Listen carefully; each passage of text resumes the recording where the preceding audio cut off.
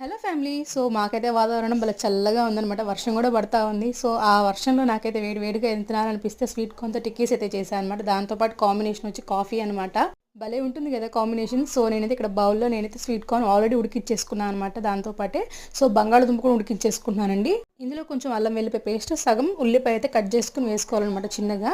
ఇక్కడ నేను corn starch అయితే 2 స్పూన్స్ దాకా వేసుకుంటున్నాను అనమాట. అలాగే ఇక్కడ నేను బియ్యం పిండి కూడా అట్లాగే వేసుకున్నానండి. 2 స్పూన్ల దాకా వేసుకున్నాను. అలాగే కొంచెం తగినంత సాల్ట్, కారం, గరం మసాలా కూడా యాడ్ చేసుకోవాలి. మీకు కావాలంటే అజినోమోటో కూడా యాడ్ చేసుకోవచ్చు. అదే స్వీటింగ్ సాల్ట్ అంటారు కదా.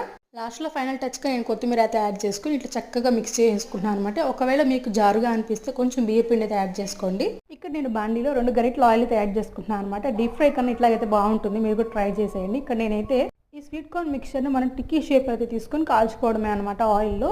టేస్ట్ అయితే అల్టిమేట్ ఉంటుంది. మీరు కూడా ఒకసారి ట్రై చేసి మన ఛానల్ సబ్స్క్రైబ్ చేసుకోండి, లైక్ చేయండి, షేర్ కూడా చేసేయండి. Bye bye.